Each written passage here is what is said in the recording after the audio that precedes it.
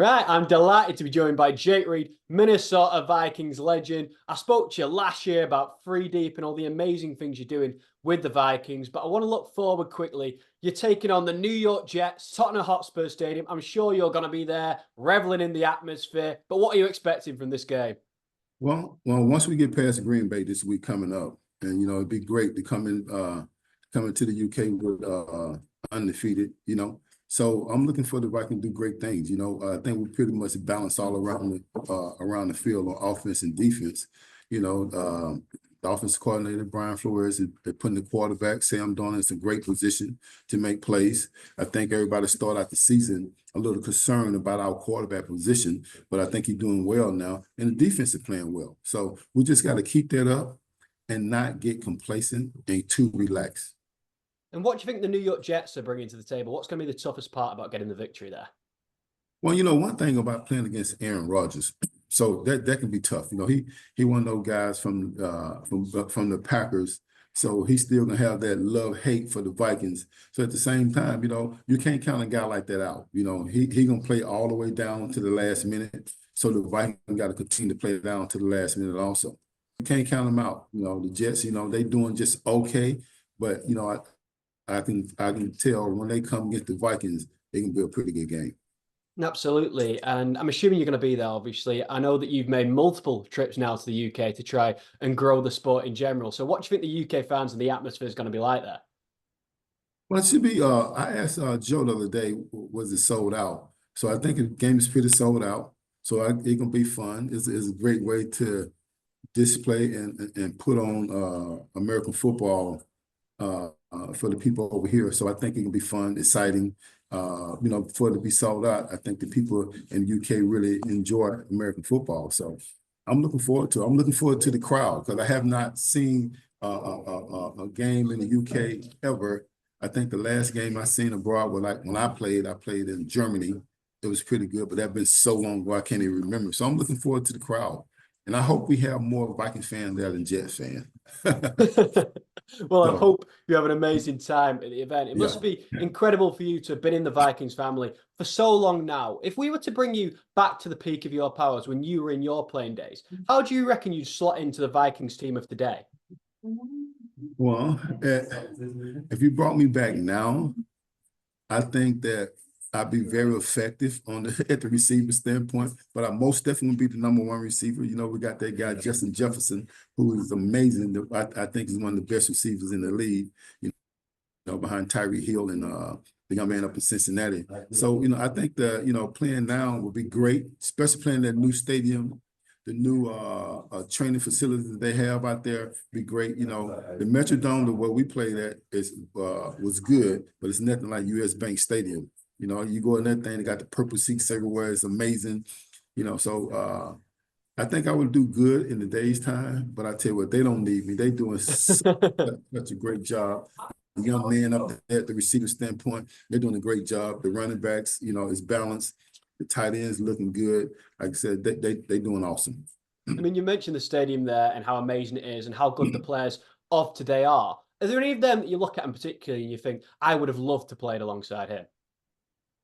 Like I said again, Justin Jefferson, I would love to play beside him. I think if Justin Jefferson would have played when me, Cris Carter, Randy Moss would have played, I think that instead of being 3 deep with me, Chris and Moss, it would have been 4 deep. I think I would have been the fourth receiver because Justin Jefferson, he really have the juice. He have everything in his take, not just in his route running, but once he get the ball in his hand, he's very explosive. So I think that would make the offense go. That would make the running game go because they can get the ball down the field to him, and it just make everybody else better because you just can't put one guy on him. When you start running crossing routes, you got to be in zone. You go man, he's gonna run past you. So that's the guy that I wish I could play with, a guy like that. I love receivers. I'm kind of biased when it comes to receivers. So when I watch the game of football, I watch the game like here, but I'm always focused on the receivers. Yeah, absolutely. I mean, you touched on 3 deep a little bit there. And I think the last time I interviewed you, last November, I think it was, we talked all about your favorite memories with 3 deep and some of the nostalgia that comes with that for Vikings fans around the world. But today, do you still keep in touch with the other guys? Yeah, actually, I just got off the phone with Cris Carter. I just got off the phone with him. He actually will be on his way over here on Friday. He will be at the Wow. game also. So if there's an opportunity for you to interview him, I think you would love that also. So he he'll be here on his way. I think Sunday this week he'll be in town. So I'm looking forward to reconnecting him and a lot of other guys that can be coming over. Absolutely. That's definitely an Yeah. interview I'd love to do. But I know that you're in Newcastle today. You're at the Right. 2024 Minnesota Vikings NFL Flag Tournament. Tell me a little bit about that. Yeah. Well, the flag tournament is great. I got here and I saw the kids running around, saw a lot of great talent out there. And I think one of the goals for the Vikings and the NFL global marketing team is just to connect the community, build relationship with the community, but not only that though, to invest back into the community, for us flag football, probably, perhaps some football clinics, flag football clinics, coaching clinics, things like that, tournament play. I think that the brand is building here.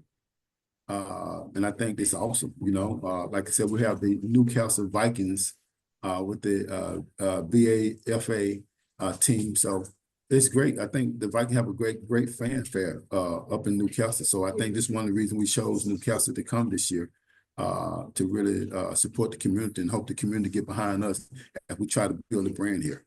Absolutely. You mentioned that you're building the brand across the UK, and we mentioned that time in Manchester before, obviously in Newcastle today. Each time you come to the UK, are you seeing like a big leap in the growth of NFL and flag in general? Well, I see a big leap. Like in Manchester, the team been there 2 years, and I think they end up winning win the championship this past flag season. So that's a big leap. Been involved 2 years, and they participation in flag and Manchester have gone up. So I think once kids get a taste of it and understand the sport, because it's transcends over all genders. Girls can play it, guys can play it, co-ed. And I think the flag football is an excellent thing. I grew up playing flag football, so it just transcends playing flag football, understand the rules, then hopefully just lead to tackle football one day. So, we got a long ways to go before we get there. But we just continue to push these kids in the flag football because it's so much you can do with just build team spirit, confidence in the kid, but not only that though, among their peers in the community. It's great to see how this is all growing, and you're obviously helping the kids develop their skills. Is there a piece of advice that you often give them that you think can really help them? Well, I think the advice I would give a kid, every chance you get an opportunity to get out to catch a football, because some of the kids, I understand, haven't touched the football ever in their life, but if you get an opportunity to get out there and catch the football, and football, flag football, and football is a sport you can do. Your grandparent can get out in the yard and throw you the football as you run a route, but, I'm older now.